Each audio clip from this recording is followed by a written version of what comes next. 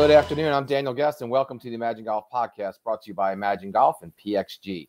You can go to our site, ImagineGolf.com, to see all of our offerings, including our free drills, our practice plans, our golf ebooks and videos, or to book a lesson with me at our state-of-the-art studio right outside of Philadelphia.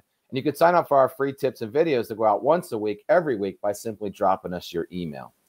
All right, so we're going to talk about a technique, if you would, to make you a better putter. We talked about some fundamentals in a previous podcast last season, got a lot of positive reviews on that, but I don't want to talk about fundamentals or skill sets or anything like that. I just want to talk about a simple technique that if you just listen to this podcast and employ it, I guarantee you'll be a better putter. Keeping your same putter, same equipment, same putting stance, same everything, even if that's poor, this routine, if you would, or this tool is going to make you a better putter. All right. Let's talk about real quick. Are you a good putter? Right. So we do a lot of playing lessons, especially during the season. And in the questionnaire that the students fill out prior to the playing lesson, we ask them, are you a good putter? What makes you think you're a good putter? And what is the average number of putts that you take in a round? And I'm astounded by how many people say, I'm a good putter, and they have no idea what their numbers are. They have no idea how many putts, or they're guessing. And I always make the joke, just when you say that out loud, you know that's ridiculous, right? So if you're not tracking your putts per round, the number of putts that you take per round, you're not a good putter. Right? Just point paragraph, you are not a good putter. And just from a number standpoint, let's say you are tracking them. If that number is over 40, you are not a good putter. All right. The average Joe that plays between, or that shoots between 95 and 100 in the US takes between 42 and 46 putts. That's not good. All right. The above average putter takes 36 putts, and pros are below 32. All right. So those are the numbers, right? They're non-negotiable. They're non-debatable. So if you're above that threshold, we got to fix that, right? And can we fix it with skill set training and technique? Absolutely, right? Can a new putter make you a better putter? Absolutely, all right? But so can a better routine. And what I mean by that is just like a pre-shot routine that's very calculated and has a reason for doing such, you're going to have a putting routine that you're going to do each and every time, no matter what, even if it's a 3-footer, whether it's a 3-footer or a 70-footer or a 100-footer, it doesn't matter. You're going to do the same routine every time. And again, if you just did that, you'd be better. All right. But let me give you a routine that makes sense. All right.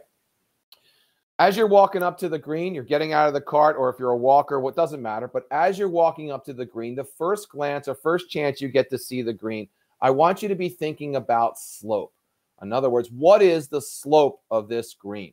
All right. An age-old adage or a test, if you would, we used to talk about even when I was younger. I still use it today, is water. If you wash the whole green with water, you covered the green with water, where is that water running off? All right. Is it running off to the left of the green? Does the water start to the left and then break back to the center, you think? Does it go hard right? Does it stay flat? Is the green relatively flat and the water probably wouldn't go that far or move that much?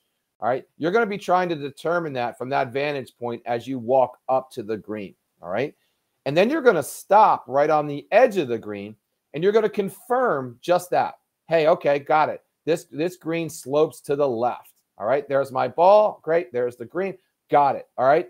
So you're not going to just keep walking. You're going to stop. You're going to make a decision.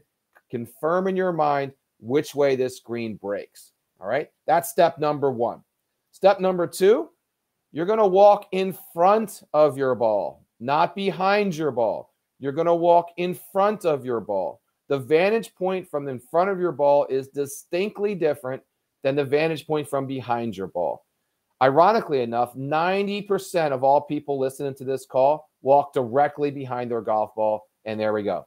All right. So we're going to change that paradigm, and you're going to see a distinct difference when you're in front of the ball. You're going to see things differently. What are you looking for when you're in front of the ball? Well, the main thing you're going to be trying to determine is the high and low side of the hole. All right. Putts missed on the low side obviously had no chance of going in and move farther away from the hole. Putts missed on the high side definitely had a chance to go in and don't go as far away from the hole typically. And there's normally a speed issue as to why they don't get close to the hole. So we're going to try to determine, hey, what is the high side? What is the low side of the said hole? And then from there, step number 3 is you're going to go on the low side of the hole and you're going to try to determine where that putt starts breaking to the hole. We call that the apex. All right. So every putt, short of a dead straight putt, but every putt has an apex where the ball starts to move right or left toward the hole. All right. So if you're on the right side of the hole. So if you can determine where that starts, then there you go. That's where you're putting to. You're not putting to the hole. You're putting to that apex. All right. So just a quick little review. Step 1, you're walking up. You're trying to determine the slope. Step 2, you're trying to figure out, you're getting in front of the hole, or excuse me, in front of your putt.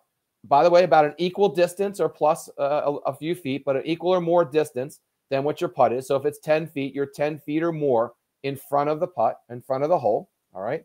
And you're trying to determine the high or low side. And then you're going to go down on the low side and you're going to try to determine the apex. All right. From there, now you have those data points, those 3 different data points. From there, you're going to go and you're going to get behind your golf ball. All right. It doesn't matter to me whether you're a foot behind it, 3 feet behind it, 10 feet. It doesn't matter as long as that number is consistent. I personally like to stand about 3 or 5 feet behind my putt and try to make sure that all the data that I just accumulated, the slope, the high or low side, the apex, everything that I just determined is correct. And I do that from behind my golf ball. All right. We teach that you're going to put a line on your ball. All right. Some people don't like to put a line on their ball, use the logos that are on the ball. Many ball manufacturers today have a preset line on it, but you're going to take that line and you're going to line it up with that said apex that you determined earlier. So the apex you may have determined is a blade of grass that's sticking up. It may be a brown spot on the green. It may be a divot not a divot. Hopefully there's no divots on the greens that you're playing. It may be a spike mark, what I meant to say, on the green, but some discernible mark on the green that you can lock your eye in on.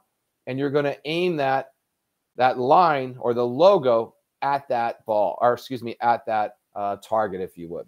All right. And then from there, you're going to line up the line on your putter. Every putter has most every putter has a line today. You're going to line up the line on the ball that's lined up with the apex, and you're going to line that up with your putter. And then from there, you're going to take your stroke, and you're going to be super cognizant of your starting line, right? What I mean by your starting line, the first 12 inches of a putt normally determine the success rate. So if you get that putt starting on the appropriate line, it's going to fall 60 to 70% more times than it would if the starting line is incorrect. So there you have it, right? You have a brand new routine. You have a brand new ritual that I guarantee you will start making more putts. You will start making more putts. Having difficulty getting that out, right? So that's it. There's no rocket science behind it, right? Other than there's a little bit of science behind it, but the routine itself, it calms the person, right? It calms the individual. It gives you some checkpoints that you can make alterations to, right? Before you stroke the putt. There's nothing worse than hitting a putt and you thought you got behind the putt in your old routine, right? You took a look at it, you aim it, you hit it, and you go, oh my God, that's breaking the wrong way, right? To me, there's no worse feeling than that, right?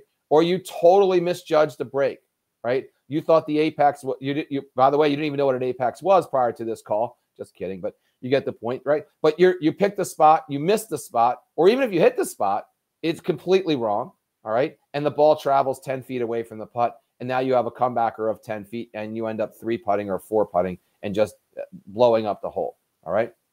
So let's keep everything as simple as possible, right, in our golf game. Let's give ourselves a routine, give ourselves a chance, and I guarantee you're going to putt better, all right? So let me give you a real quick drill that you can do to influence this as well, or help this out, if you would.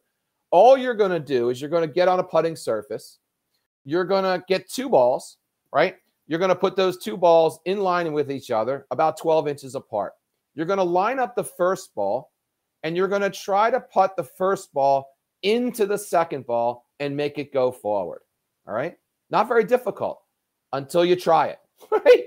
It is crazy, crazy hard. And I want you to do this and chase this. Let's say you start 10 or 15 feet away from the hole, okay? So you make your first putt, you hit it into the second ball, and it goes 3 feet.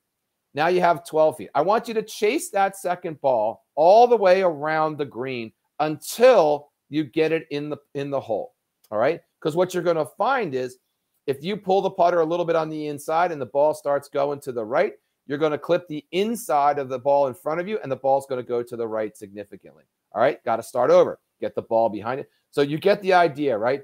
All you're working on in that drill is your start line. Do you have the ability to make the start line, make the ball go not only straight, but rolling true?